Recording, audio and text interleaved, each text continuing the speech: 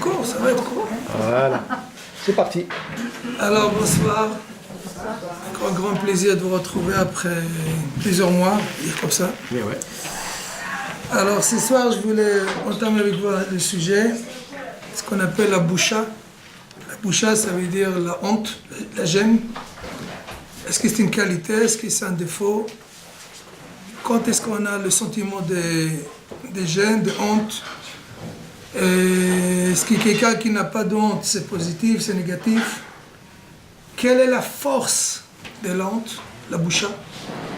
La boucha, c'est la gêne, la honte, etc. Et quel est le bienfait qu'il y a de ces sentiments? Comment ils fonctionnent ces sentiments? Quand est-ce qu'on a honte? Quand est-ce qu'on est gêné? Et quel rapport on peut trouver avec la mitzvah de juger les chavsrout, juger positivement, et le sentiment de la boucha, de la honte? Est-ce qu'il y a un rapport entre le fait de juger positivement et la honte? Il y a un rapport. Donc ça, c'est le projet. Donc on va commencer déjà par prendre conscience de la force de la boucha. Est-ce que c'est un sentiment tellement... Quelle est sa force?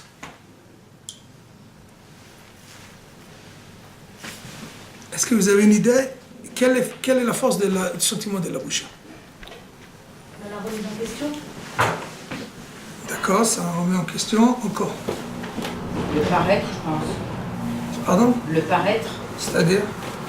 La façon peut-être des fois dont on est habillé, on se retourne et après on est gêné parce que bon, on a, je sais pas...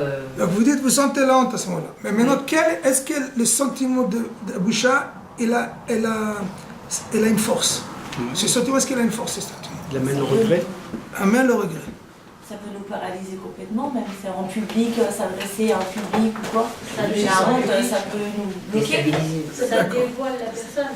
Ça dévoile la personne. Alors, je vous ramène un passage de la Torah pour voir quelle puissance la honte a.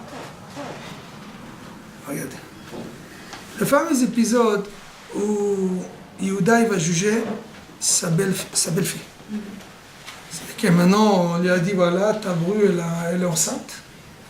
Donc, alors qu'elle devait attendre que le troisième enfant sera donné en... Bon, j'abrège, vous connaissez l'histoire, n'est-ce pas? Oui. Juste pour abréger. Donc, finalement, les deux premiers garçons sont décédés. Il lui a dit, t'attends que mon troisième garçon, il grandit. Il a grandi, il ne lui a pas donné. À un moment donné, Yehuda, elle a perdu sa femme. Elle est partie tendre ses moutons avec son serviteur. Et il arrive, et Tamar, elle entend que son beau-père il va arriver dans le coin, elle se rhabille, elle se couvre le visage, etc. Finalement, j'abrège l'histoire, il va avec elle, etc. Quelques mois après, il lui a dit donne-moi des garanties, il lui a donné sa bague, il lui a donné son bâton, il lui a donné son seau, etc. Et quelques temps après, on lui dit ta belle-fille, elle est enceinte. Donc forcément, elle a trahi la famille. Donc maintenant, elle est condamnée, il fait le tribunal. Dans le tribunal, il y a Shem, il y a Yitzhak Avinu, il y a Yehuda, les trois juges sont là, et il la condamne à mort. C'était une fille Kohenet, à mort, il faut la brûler, une fille Kohenet brûlée. Elle dit rien, elle dit juste, je demande, Akarna limi achotemet vaptini vamate. On reconnaît à qui ça appartient. Je dis pas à qui ça appartient. Lui, maintenant, il a la possibilité d'avouer ou de ne pas avouer. Donc, elle lui donne la possibilité de choisir. Il aurait dit, je ne sais pas c'est qui, elle sera brûlée. La bague, c'était la garantie. Oui, c'est des objets. Et qu'est-ce qu'il lui dit? Rachid dit, Akarna, enna el rachon bakasha. Quand on dit na, c'est s'il te plaît. S'il te plaît, reconnais. Et qu'est-ce qu'il Rachid dit? Reconnais ton créateur et ne fais pas perdre 3 ans. Elle était enceinte des jumeaux. Donc c'est-à-dire que si tu me condamnes à mort, je meurs moi, et les 2 jumeaux, ça fait 3. Donc s'il te plaît, reconnais ton créateur et ne fais pas condamner à mort 3 personnes. Voilà ce qu'il dit. Il faut comprendre. Pourquoi il dit reconnais ton créateur? Mais dites-moi, S'il ne reconnaît pas, c'est un assassin. C'est très bien, tu vas tuer une femme, des enfants. En plus, c'est ta belle-fille. C'est tes enfants à toi. Quoi, tu vas les tuer? De là, on voit que les sentiments de honte, il est tellement fort qu'il n'aurait pas avoué s'il n'y avait pas dit reconnais ton Créateur. T'es croyant, t'as la crainte d'Hachem. C'est-à-dire, si elle n'a pas dit mais t'es croyant, t'as la crainte d'Hachem, eh bien, il n'y avait pas une garantie qu'il aurait surmonté le sentiment de honte et il aurait avoué. Peut-être qu'il serait débiné, il aurait trouvé une autre chose, mais il n'aurait pas avoué. C'est de ce passage, on voit la force de le sentiment de honte et on voit le commun des mortels. Que ce soit Mitterrand, qui avait une fille cachée, que ce soit tous les politiciens. Personne n'avoue. Personne n'avoue. Et lorsque maintenant l'étoile est serrée, alors maintenant il n'y a pas de joie, alors il avoue, mais il n'avoue pas directement. On n'assume pas. Ce témoin de honte, c'est un sentiment paralysant. Et elle a sollicité en lui disant, reconnais ton Créateur. Donc même Yehuda, avec toute sa grandeur, de ce passage on apprend que lui, si elle n'avait pas dit, reconnais ton Créateur, il n'y a aucune garantie. Même Shlomo HaMelech, qui était l'homme le plus sage du monde, il aurait préféré qu'on marque que lui, il est devenu un éboueur, il nettoie les égouts, que plutôt qu'on marque que ces femmes ont pu détourner sa tête. Lui qui était le plus sage du monde, qui a épousé 1000 femmes, vous savez quoi 1000 femmes? C'est pas qu'il aimait les femmes, c'est que lui, il voulait tout connaître, alors il a pris jusqu'à 1000, c'est le plus grand chiffre qui existe. Alors toutes les variations des mentalités qui peuvent exister, il veut tout connaître. Donc chacun, il voulait donner... Ça veut dire qu'il s'est marié 1000 fois? Oui, bon. Mais c'est interdit. C'est pas le sujet, c'est pas le sujet. Reste dans le sujet. Lui, Shlomo HaMelech, c'était particulier. David HaMelech, il avait 17 femmes, ok? 17 femmes, ok. Maintenant, reste dans le sujet. Alors lui, il était préféré, pour ne pas avoir la honte, il aurait préféré qu'on marque que lui, finalement, il a perdu la royauté parce qu'il était destitué, mais pas que ses femmes lui ont détourné la tête. Tellement le sentiment de honte, c'est quelque chose qui est insupportable. Insupportable. Et d'ailleurs, on voit que le commande mental, il n'avoue pas. Donc la grandeur de Yehuda, c'est qu'il a avoué. Il faut avoir des forces morales pour avouer. Et bien, sa force morale, elle vient parce qu'il lui a dit, reconnais ton Créateur. La crainte de Dieu, la crainte d'Hachem, lui a donné cette force de dire, oui, je vais reconnaître. Il aurait pu se débiner, il aurait pu dire, bah écoutez, il y a des nouvelles données qui sont arrivées, voilà, on ne savait pas qu'il y avait des objets, maintenant on va examiner les objets, on va gagner du temps, et on va calmer, Mais non, il a dit, je reconnais. C'est-à-dire, je passe au-delà des sentiments de honte. C'est-à-dire qu'à Rabota, il ne faut pas oublier quelque chose. Ça veut dire qu'il a reconnu la bague? Il a reconnu, il a dit, elle est enceinte de moi. Devant tout le monde. Donc ça veut dire qu'ils vont pas la Devant tuer. tout le monde entier. Ils peuvent pas la tuer, donc. Eh ben non, pour ça il n'a pas tué. Elle est enceinte de moi, elle ne s'est pas prostituée. On ne rentre pas dans les détails. Chaque fois qu'on nous amène les histoires de Gdolim, qu'on étudie dans le détail, la Torah nous véhicule d'une manière comme si c'est une histoire comme ça de prostitution. Mais quand on regarde, tout doit se faire dans les règles. Mais n'empêche que c'était fait d'une manière que nous, ça doit nous interpeller. Okay? Donc lui maintenant, on l'accuse. On croit qu'il s'est prostitué avec quelqu'un d'autre. Et finalement, c'est avec lui, mais il faut avouer. Il faut avouer. Et devant tout le monde, c'était un juge. C'était un Dayan. Il y avait Yitzhak Avinu, il y avait tous les tzadikim, tous les papes, ils étaient là. Et devant tout le monde, vous ne voyez nulle part ça. Qui c'est qui avoue? Et toutes les histoires que vous entendez dans les médias, etc., personne n'avoue. Parce qu'il est coincé, alors il dit, bon, je reconnais, mais sinon, le sentiment de honte, il est paralysant. Et lui, la grandeur de Yehuda, c'est que oui, j'ai la crainte de Dieu. Je suis mamine. Et c'est pour ça que j'ai cette force morale d'avouer. Vous savez, dans le monde futur, chacun va lui montrer. Je vous raconte une histoire vraie, et là, on va prendre la leçon. Il y avait un mariage non séparé en Israël, Ashdod. Et bon, c'était pas séparé. Et le beau-père, vous savez, en Israël, ils donnent beaucoup d'enveloppes. Les gens, le papa, le coffre-fort ambulant, il met dans les poches. Donc il avait le coffre-fort sur lui, les poches. Et à un moment donné, il dit, je vais danser avec ma belle-fille quand même. Le mariage de ma belle-fille, je ne vais pas danser, je vais danser avec elle. Alors la veste, elle a gêné. Alors il a enlevé la veste, l'a mis sur une chaise, il a dansé avec elle. Et quand il l'a remis, elle était légère. Aïe, aïe, aïe, aïe. Fermez la salle, il y a un vol. Fermez la salle, la police elle vient. Allez, la police elle cherche, ils n'ont rien trouvé. Bon, capara, allez, capara. Bon, vous savez que maintenant vous payez, le lendemain vous avez déjà le film de mariage. 2 jours après, déjà le film est fait, c'est tchic-tchac maintenant. Ils étaient en soirée, la khata, le kala, la famille, et ils ont reçu le DVD, ils ont reçu la vidéo du mariage. Alors ils ont dit, on met la vidéo.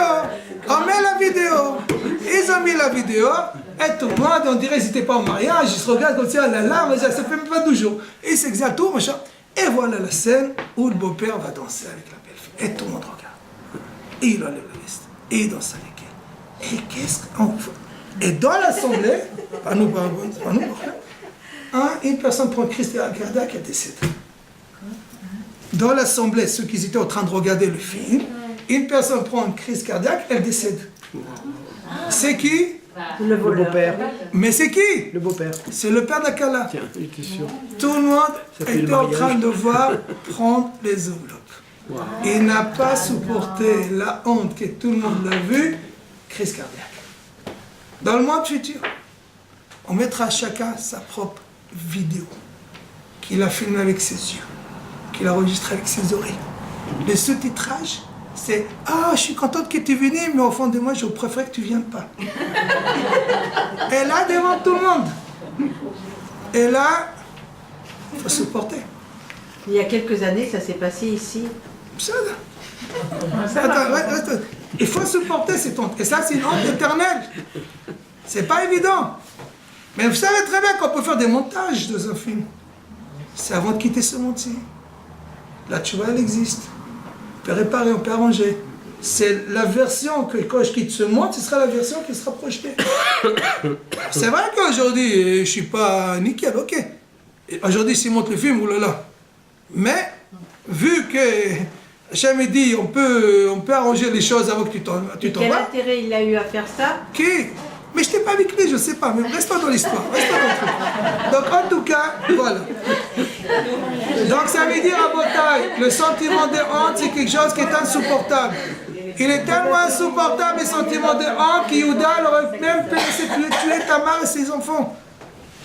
Qu'est-ce qu'il a pu changer d'opinion? Parce qu'il a touché dans son pote et Mahamine. Tu as la crainte de Dieu. Oui, la crainte de Dieu, etc. Ça lui a donné, oui, je ne peux pas faire ça. Ça. Donc, il a eu la force morale. Mais quelqu'un qui n'a pas quelque chose qui la ramène à la raison, ou la crainte de quelque chose, il ne va pas avouer. Ok? Donc, le monde futur, à Botaï, c'est. D'ailleurs, ce qu'on dit de la tfila, ten belibenu, va'erenenu, velon nevosh. La match qu'on n'aura pas honte. Hachem fait de telle manière que lors de mon passage ici, je ne décevrai pas, que je n'aurai pas honte au monde futur. Aujourd'hui, tout le monde sait que je suis mon carapace, mon allure extérieure. Mais qu'est-ce que je suis vraiment? C'est que là-bas, on verra l'ordre de vérité. Maintenant, la tchouva, elle existe encore une fois. Il ne faut pas se décourager.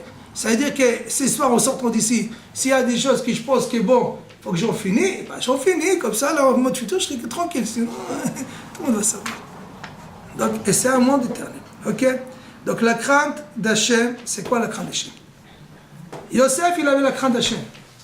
D'ailleurs, il parlait d'Hachem tout le temps. Partout où il allait, il parlait d'Hachem. Mais quand la femme de Potiphar, elle a accroché, elle s'approchait de lui, c'est marqué, il y a Nos, il s'est enfui. C'est pas marqué, il a marché. C'est marqué, il s'est enfui. Pourquoi il s'est enfui? Parce que s'il aurait marché, ça veut dire que le Yetzirah pouvait s'enflammer un petit peu plus, il dit, bon, finalement, je ne sors pas, je reste. Mais quand je me suis fui, donc ça veut dire qu'il faut savoir que maintenant, face à des tentations, il faut fuir. Il y a des portables, il y a des applications qui ne doivent pas exister. Si elle n'existe pas, je n'y vois pas. Si elle existe, je suis à l'affût. Il y a des alertes, il y a des machins, etc. Il y a des journaux, il y a des fascicules. Si je ne jette même pas un coup d'œil, ben, je fuis. Vous allez dans une salle d'attente, vous n'êtes pas obligé de fouetter tous les bouquins qu'il y a là-dedans. Il y a des mots. Alors quoi? Parce que j'attends, je dois regarder n'importe quoi? Non. je ne suis pas obligé de savoir tout ce qui se passe à droite et à gauche. C'est-à-dire qu'en fait, vaillamance, c'est-à-dire quand il y a des ouvertures, il faut fuir. Et regardez un chat extraordinaire, qu'est-ce qu'on appelle la crainte de Dieu. Le Code Skrébé. Le Code Skrébé, il dit comme ça. On qualifie quelqu'un qui craint Dieu comme quelqu'un qui a la crainte du ciel. Yireh Shamayim, la crainte du ciel. Mais c'est risqué de dire des choses pareilles, parce que finalement, il risque l'idolâtrie. C'est quoi l'idolâtrie? On a divinisé, on a donné de l'importance au soleil, à la lune, au Nil, etc. Donc finalement, on a pris une créature d'Hachem, on l'a rendue divine. Donc c'est ça la Vodazara. On ne passe pas par des intermédiaires. Et si déjà tu veux passer par une image pour dire la crainte des... Alors passe, tu aurais dit Irat Shemesh, la crainte du soleil. On n'ose pas regarder le soleil. Le ciel, je le regarde, quelqu'un qui crache, je le regarde pas. Alors c'est quoi cette expression de la crainte du ciel pour qualifier quelqu'un qui a la crainte de Dieu? Il répond le Code Skrébé que lorsque Hachem a créé le monde, il les a séparés les eaux. Le premier jour il y avait les eaux, il a séparé les eaux inférieures, les eaux supérieures. Et les eaux supérieures, ils étaient liquides, en mouvement. Et Hachem est dans l'ordre Yehirakia, qui est le firmament s'effondre. Et c'est marqué dans Rashi, l'eau qu'ils étaient en mouvement, ils sont figés par la peur qu'ils ont eue de la voix d'Hachem. Hachem a donné un ordre, ils n'ont plus bougé. Et jusqu'à maintenant, le ciel, il est figé, il ne bouge pas. Ça veut dire que quelqu'un qui craint Dieu, il a la même crainte que le ciel a depuis sa création. C'est qu'une fois qu'Hachem a donné un ordre, ça c'est permis, ça interdit, je ne bouge pas. Donc quelqu'un qui craint Dieu, c'est quelqu'un qui, moi je suis comme ci, comme ça. Mais maintenant que je sais ça c'est permis, ça c'est interdit, et je ne bouge pas, alors ça veut dire que j'ai la même crainte que le ciel a depuis sa création. Mais ce n'est pas que je crains le ciel. C'est l'image de quelle crainte. Avant, comme ci, comme ça. Je ne savais pas, maintenant je sais. Et tu zigzags pas, ça c'est permis, ça c'est assourd. Donc lui, Yehuda, c'est quoi la crainte de Hachem? Ça c'est assourd. J'ai fait quelque chose et je suis responsable. Si je ne dis pas, elle va tuer, et ça s'appelle assassinat, eh ben j'avoue. Mais si je n'ai pas la crainte de Dieu, je cache.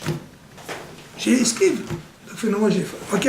Donc ça, la force de la boucha, même, il aurait pu me tuer. Cette femme, etc. On serait débiné, mais en tout cas, il n'aurait pas avoué la crainte.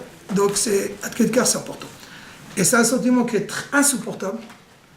Donc plus je fais attention, moi j'aurai ces sentiments-là de gêne, de honte, et bien le monde futur, ça fonctionne comment ça va ici. Maintenant, quels sont les bienfaits de la honte, la boucha? Alors regardez. Sans la honte, sans le sentiment de honte, personne n'aura invité qui que ce soit chez lui. Ah, j'ai honte, il faut que je l'invite, quand même. Elle m'a invité, si je l'invite pas, c'est honteux. Donc j'invite. Ça ne se fait pas, il faut que j'invite. Donc sinon, je n'aurais pas invité. On n'aurait pas tenu sa promesse. Si on n'aurait pas tenu sa promesse. On n'aurait pas exaucé des demandes. Tu as demandé quelque chose, mais attends, c'est honteux, il m'a demandé ça, quand même, je fais lui rendre service. Il n'y aurait pas. On n'aurait pas fait des actes de bonté. On ne serait pas empêché de faire des avérotes.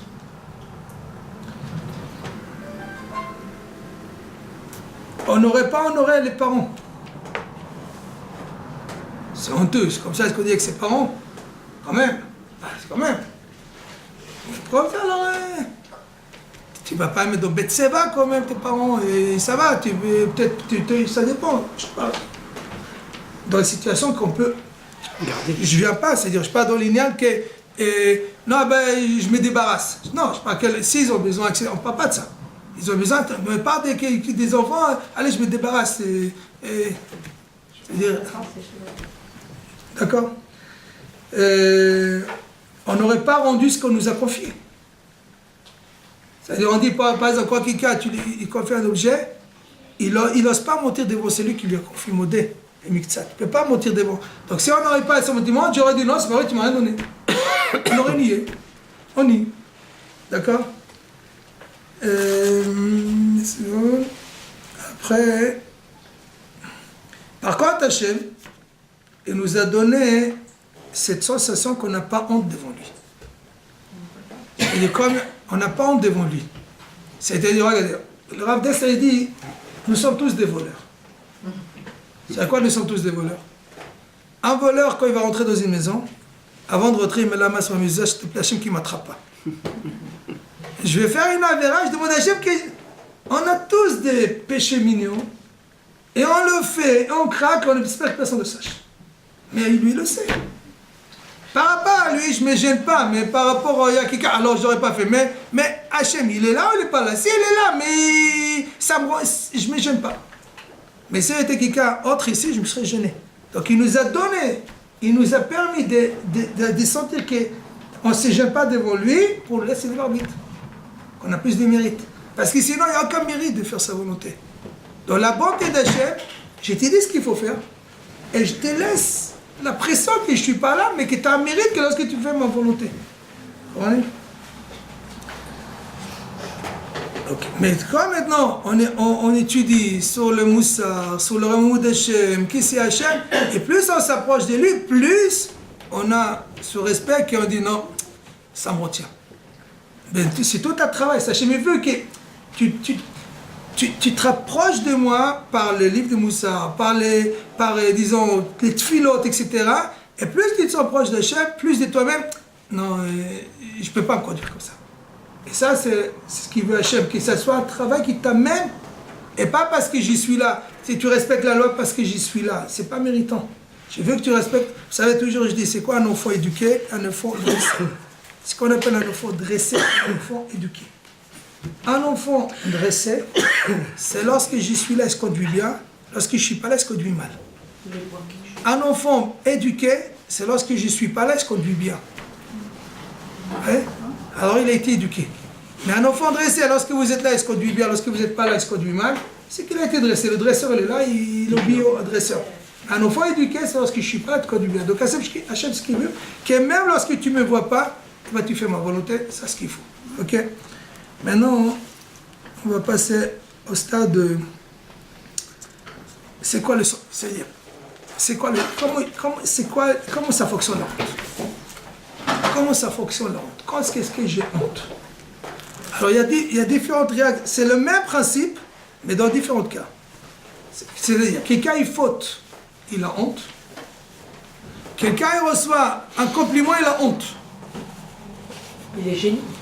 D'accord, mais c'est le même mécanisme. Alors comment ça fonctionne? C'est quoi la base c'est quoi le mécanisme de la honte? Quand est-ce qu'on a un sentiment de honte? Je veux le mécanisme, après chacun dans son cas. Parce que déjà la personne qui se sent gênée, parce qu'elle veut rester simple, donc elle ne veut pas avoir trop de compliments. D'accord. Pourquoi quand quelqu'un il faute, il a honte? Et quand est-ce que quelqu'un il n'a pas honte? C'est-à-dire, quelqu'un il peut fauter, il a honte, quelqu'un il faute, il n'a pas honte. Quelqu'un, comment je peux savoir si face à moi il y a quelqu'un qui est modeste ou est-ce que quelqu'un qui est orgueilleux? La personne qui faute, en fait, pour elle, c'est peut-être naturel de ce qu'elle va faire, donc elle n'a pas honte. Elle fait comme si c'était... Voilà, elle le fait inconsciemment. Or que la personne qui est honnête et qui fait les choses naturellement, et qu'on lui fait des compliments, elle va se sentir gênée, elle va, Mais pourquoi d'avoir les honneurs. Mais pourquoi Pourquoi C'est pas mérité. C'est pas mérité. Et il y en a des gens à qui on fait des compliments et c'est mérité, sauf quand même, ils sont gênés. Ils ont l'impression qu'ils méritent pas. Ils sont là parce qu'ils ne veulent pas se faire remarquer. Parce qu'ils sont humbles. D'accord, mais c'est parce qu'ils sont humbles, je comprends pourquoi les sentiments du jeune ils l'ont. Quand j'ai fait, comment je peux savoir si quelqu'un face à moi il est quelqu'un de modeste ou est-ce que c'est quelqu'un d'orgueilleux? S'il reconnaît. Si se met en avant. Selon son attitude aussi. Est-ce que j'ai un moyen de le tester? Va voir. Non. Dans sa façon de parler, on peut voir. Alors, Son attitude. ok, alors on va voir tout de suite. Rabbi Shimshon Raphaël Hirsch nous explique. C'est quoi la base du sentiment de l'honte? Quelqu'un qui a honte, je parle de quelqu'un par exemple qui fait une avéra. Quelqu'un qui faute. Quelqu'un qui faute, pourquoi il a un sentiment de honte? C'est parce qu'il est déçu de lui-même. Lui, il pensait qu'il était à un certain niveau, et finalement, je me conduis à un niveau plus bas. Je déçu de moi-même. Moi, je crois que j'étais au-dessus de ça. Donc, ce décalage des niveaux crée le sentiment de honte. Moi, je croyais que j'étais à ce niveau-là. Finalement, je suis réduit à ça. Je me suis dit, honte de moi. Honte. Franchement, je suis réduit à ça. C'est ça mon niveau. Alors que je croyais que j'étais là. Donc la faute, elle me rabaisse. Elle m'amène à un niveau inférieur de ce que j'y sois. Alors, par exemple, quelqu'un, il pensait avoir 16 au maths, il a 8, j'ai honte. Parce que je croyais que mon niveau, c'est des 16. C'est pas, mais le même mécanisme. C'est-à-dire un décalage des niveaux. Là, lorsque j'ai faute, je croyais que c'était à ce niveau-là, finalement, j'ai craqué et je suis descendu à ce niveau-là. J'ai honte. Moi, au niveau des examens, je croyais que j'avais ces niveaux, et finalement, je me retrouve à ces niveaux-là. J'ai la honte. Donc, le décalage. Donc, Rabbi Shimshon Raphaël nous explique. Lorsque quelqu'un est déçu de lui-même, des espoirs qu'il a mis, il se retrouve à un niveau inférieur à ce qu'il pensait, c'est ça que le sentiment de honte qui existe. Hachem, nous, par sa bonté, il nous a donné ces sentiments. Pourquoi? Parce que devant Hachem s'est dévoilé que quel est le chien garde de la moralité d'une personne? C'est tant qu'il, quand est-ce qu'il fait une action, il a un sentiment de gêne, ça veut dire qu'il a encore une conscience, il a encore une moralité. Mais au moment que tu n'as plus la gêne, tu n'as plus cette chose, disons, quand tu fais une action, tu n'es plus gêné, c'est que tu as perdu le garde-chien. Le garde-chien de ta moralité. Je me dis, je ne peux pas toujours être avec toi. Alors je vais te donner en toi un sentiment. C'est sentiment, c'est quelque part la lampe qui s'allume. Quand j'ai un sentiment de gêne, de honte après une action, c'est qu'au fond de moi, c'est révélateur que j'ai fait quelque chose qu'il ne fallait pas faire. C'est quelque chose de pas de mon niveau. Oui, mais ça veut dire qu'il n'a pas la crainte d'Hachem. Non, attendez. Hachem, il a créé l'être humain, il a créé les tzara, et si je ne t'aide pas, tu n'arriveras pas. Mais maintenant, je te donne des lumières rouges qui s'allument. Quand ça s'allume, sache que là, ton chien de garde, tu es en train de dire, attention, tu vas bien, ça va pas. Je l'ai senti que ça va pas. Ça veut dire que quelqu'un qui n'a plus honte, il n'a plus d'estime de soi. Eh ben oui. Soit il est descendu tellement bas que lui, il s'est d'accord. Ça veut dire, qui c'est qui ne se gêne pas? C'est lui qui n'a aucun esprit de lui, c'est lui qui... Il est descendu tellement bas qu'il n'a plus de valeur. Ouais. Mais tant que tu as une valeur, en fait, tes principes... Il s'est désespéré de lui. Voilà. Il s'est désespéré de lui. Donc Hachem, il a donné, par sa bonté, il nous a donné ce sentiment pour que ce soit notre chien de garde. Ça veut dire qu'en fait, la honte, elle est proche de la modestie, elle est proche de la tsniout. Quand quelqu'un a un sentiment de gêne, de honte, il a des valeurs, il est pudique, il a quelque chose. Maintenant, regardez. Donc chacun, Hachem, il lui a donné, c'est-à-dire la conscience, la connaissance de la moralité, c'est la conscience. Et le sentiment de honte, c'est ce que la conscience oblige. Donc le chien garde la moralité, c'est le sentiment de gêne. Alors regardez. Quand j'ai fait un compliment à quelqu'un, s'il est gêné, c'est révélateur qu'il est modeste. Parce que lui, il se positionnait ici, et moi je lui dis un compliment. Oh non, je ne suis pas à ce niveau-là, non. Oh là là, je suis gêné. Mais s'il est un orgueilleux, il va s'énerver. Oh, moi je suis plus haut qu'est-ce qu'il a dit, hein. Lui il a dit, je suis là, je suis garante, je suis machin, il s'énerve. Parce qu'il se prend pour ce qu'il n'est pas. Il faut être capable de dire ça. Quoi? Tu vois bien que... Eh ben, faut sortir un petit peu du chez-soi pour voir ce qui se dit dans la rue. Je veux dire, quand tu vas par exemple sans faire de la shonara, et quand on oublie un titre à quelqu'un, et tu dis à quelqu'un, monsieur, non, docteur, professeur, quand même. C'est pas pareil. C'est-à-dire que voilà, quand vous faites, vous savez, il y a des gens, parce qu'il y a des grands, vous l'appelez monsieur, il ne se vexe pas. Jusqu'à maintenant, monsieur Magnouz, vous dites monsieur Magnouz, il ne se vexe pas. Mais à certains, si vous dites pas grave, je ne viens même pas à votre conférence. Vous ne m'avez pas donné le titre qui me revient. Malheureusement. Ça veut dire que. Ah ouais, on ne va pas glisser, parce que c'est enregistré, on ne va pas glisser. On ne va pas glisser. Restons les Khavsrout. Regardez. Donc, pour tester à qui j'ai affaire, quand je donne un compliment, si lui, moi j'ai dit le compliment ici, et lui, c'est son là, il est gêné. Oh là là, on m'était mal à l'aise. Enfin, non, je suis vraiment gêné. Mais si lui, c'est son là, et moi j'ai dit le compliment ici, franchement, manque de respect, toi, quand même, il m'a vexé, là, il m'énerve, il ne sait pas qui a l'affaire. Donc c'est orgueilleux. Ça veut dire qu'il n'a pas la modestie. Alors, on peut être vexé aussi parce que quelqu'un On dit trop pour vous, et ça vous gêne parce que vous ne sentez pas. Vous voyez ce que je veux dire? Parce que vous ne sentez pas ces niveaux. Non, C'est le c'est même pas principe. un petit peu de la personne. Alors ça vous agace, c'est pas que ça vous gêne. C'est gênant parce Ça- que c'est pas vous. Non, mais je parle du sentiment de honte. Oui. Gênant parce que ça m'agace, ça m'embête. Ou est-ce que c'est me gêne parce que j'ai honte? Je suis mal à l'aise et ils me mettent mal à l'aise. Oh là là, arrêtez. Non, franchement, non.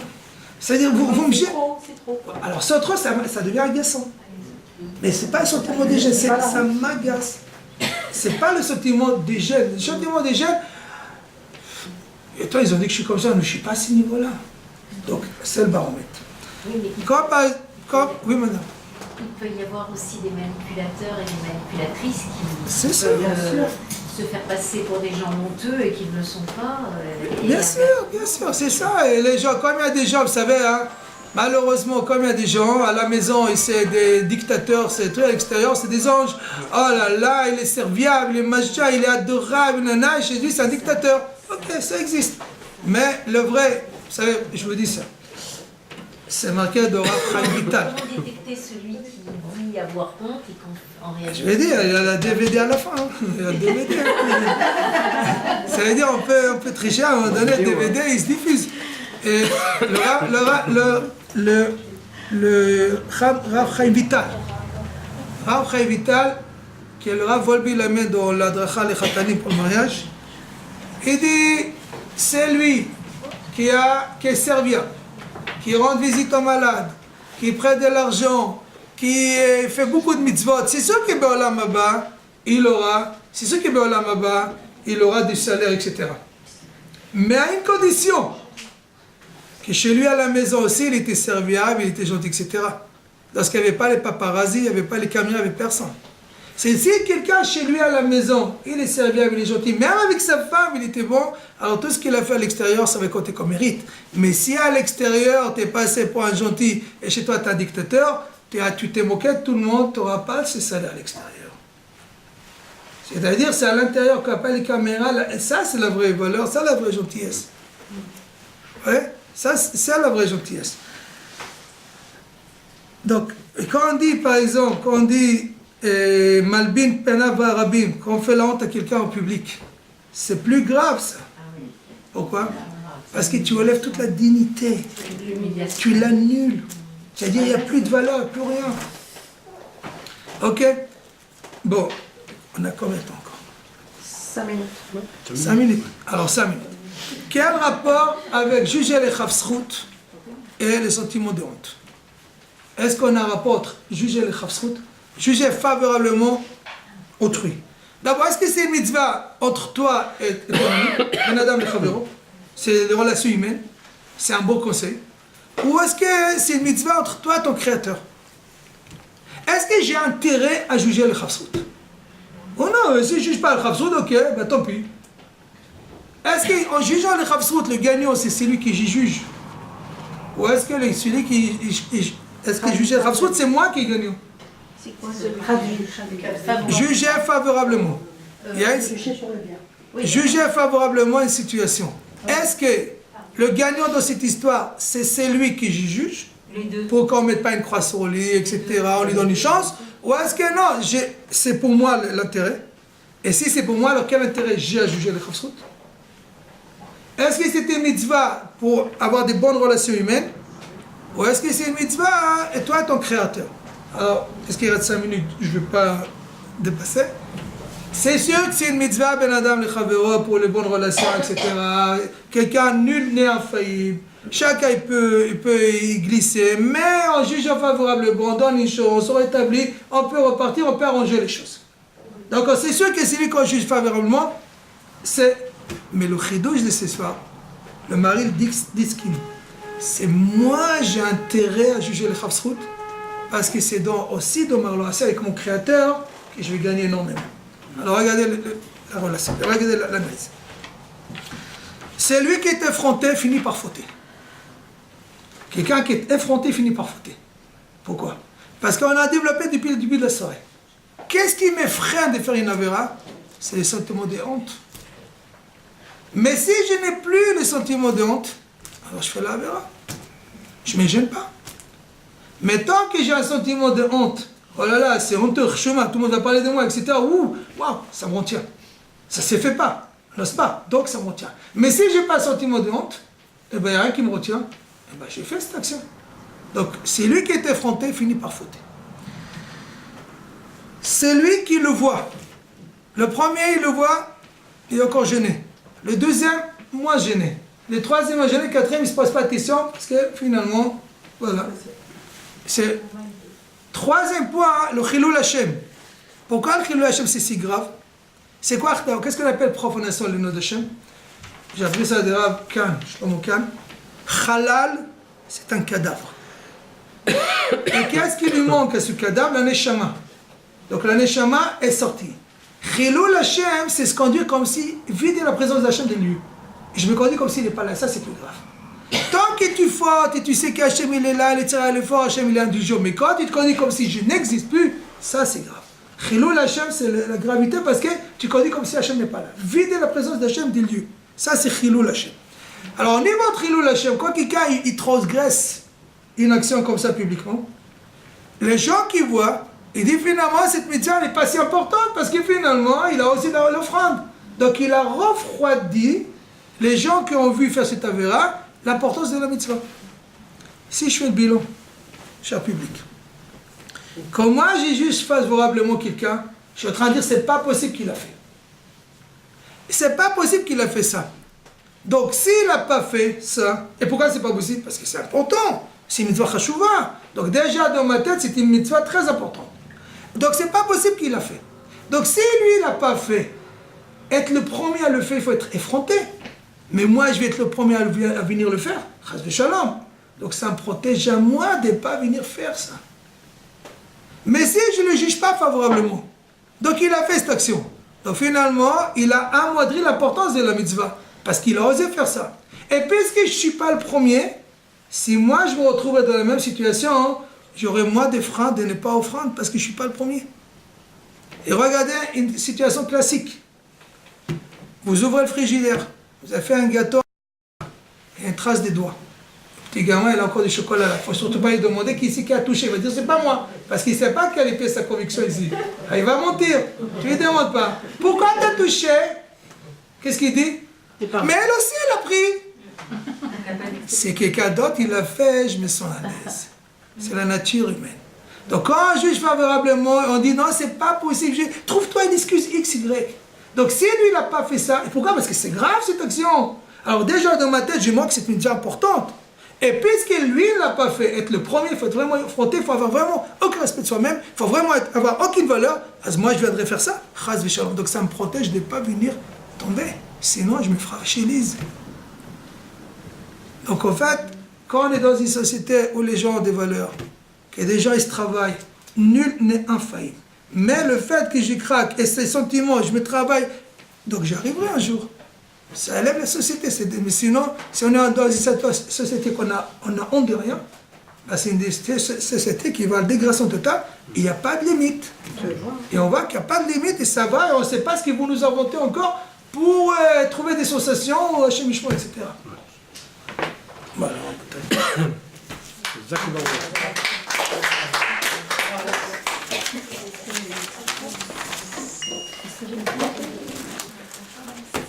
Je peux juste vous poser une question. Oui, bien sûr. Juger favorablement quelqu'un. Si la personne fait quand même quelque chose, c'est pas une forme d'hypocrisie de voir que le bien, même si c'est mal. C'est vrai, il a fait ce qu'il a fait, c'est vrai. D'accord. C'est vrai, c'est vrai, il a fait ça. Oui, alors. Mais vous savez, il a grandi dans la banlieue, celui-là. Il n'a pas eu de parents, il n'a pas eu machin, pas eu d'éducation. J'ai attenu ça. Il n'a pas fait comme ça. Il a dit, c'est des circonstances atténuantes, c'est aussi juger les Khavsrout. Donc finalement, c'est pas bien ce qu'il a fait. Mais vous savez, il était orphelin très jeune, il a grandi dans la maison, il n'a pas d'éducation. Donc je trouve des circonstances pour que cet acte ne soit pas fait, disons, avec toutes les conditions, il a fait quand même. Donc j'ai atténué la chose. Regardez cette histoire très jolie parce qu'ils sont dans la caméra, on peut raconter. Il y avait quelqu'un, il y avait un enfant qui était, disons, dans l'école, et le prof, il arrive en retard. Et dès qu'il rentre, l'enfant, il le fait comme ça. Et le prof, il lui donne une gifle. L'enfant, il rentre chez lui, il raconte à sa mère. Donc la maman demande un rendez-vous pour rencontrer le prof et le directeur. Elle arrive et tout, et alors il y a le rendez-vous, ils arrivent. C'est vous la maman de l'enfant? Il dit oui. Elle m'a dit non, votre enfant. D'accord, ok. Alors elle lui dit, je peux vous dire quelque chose? Vous savez, pour mon enfant, vous êtes son meilleur prof. Hier, c'était son anniversaire. On lui a offert une montre. Vous savez ce qu'il nous a dit? Je la montre à personne. La première à qui je vais montrer, c'est le Moré que j'aime le plus. Et vous attendez. Et dès que vous êtes rentré, vous avez dit. Et vous l'avez mis, vous lui avez donné le juif.